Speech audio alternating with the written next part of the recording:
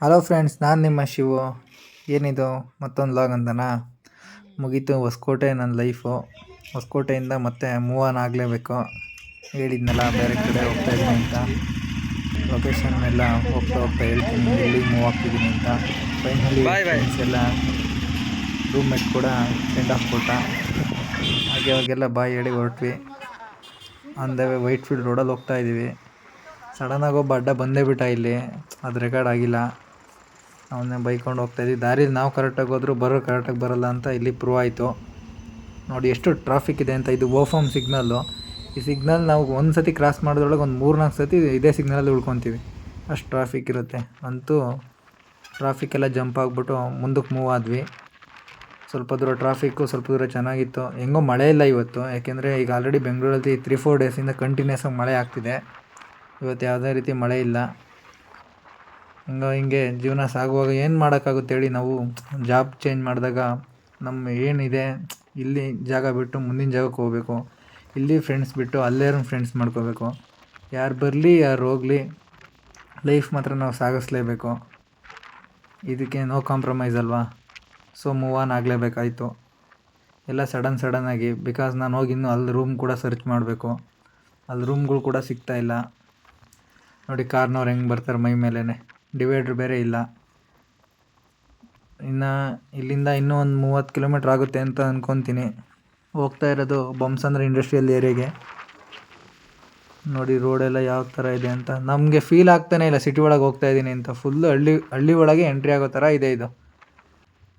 ಎಲ್ಲಿ ನೋಡಿದ್ರೂ ಹಳ್ಳಿಗಳ ಮನೆಯೇ, ತೋಟಗಳ ಮಧ್ಯೆ. ತುಂಬ ಇಷ್ಟ ಆಯಿತು ಈ ರೋಡು.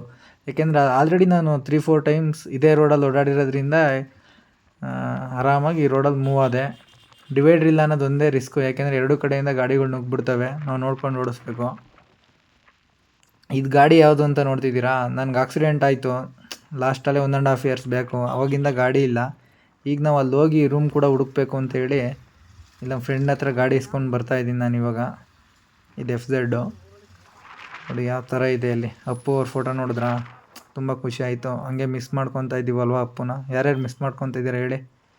ನೋಡಿ ರೈಲ್ವೆ ಬ್ರಿಡ್ಜ್ ನೆನಪಿದೆಯಾ ನಿಮಗೆ ಎಲ್ಲಿ ಬರುತ್ತೆ ಅಂತ? ಇದು ಚಂದಾಪುರಕ್ಕೆ ಎಂಟ್ರಿ ಆಗುವಾಗಲೇ ಈ ರೈಲ್ವೆ ಬ್ರಿಡ್ಜ್ ಬರೋದು.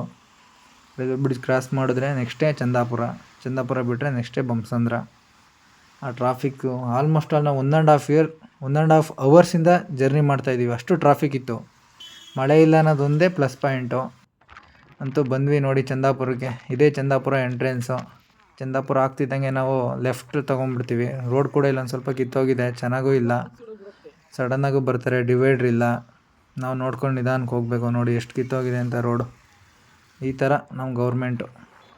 ಅಲ್ಲಿಂದ ಚಂದಾಪುರ ಕ್ರಾಸ್ ಮಾಡ್ತಿದ್ದಂಗೆ ನಾವು ಬೊಮ್ಮಸಂದ್ರಕ್ಕೆ ಹೋಗೋಲ್ಲ, ಅಲ್ಲಿಂದಲೇ ಲೆಫ್ಟ್ ತೊಗೊತೀವಿ. ಹಳ್ಳಿಗಳ ಮೇಲೆ ಮತ್ತೆ ಹೋಗುತ್ತೆ. ಇನ್ನೊಂದು ಸ್ವಲ್ಪ ದೂರ ಇದೆ. ಆಲ್ಮೋಸ್ಟ್ ಅಲ್ಲಿ ಇನ್ನೊಂದು 5 ಕಿಲೋಮೀಟರ್ಸ್ ಅಂದ್ಕೊತೀನಿ. ಇನ್ನೇನು ಬಂದ್ವಿ ನಾವು.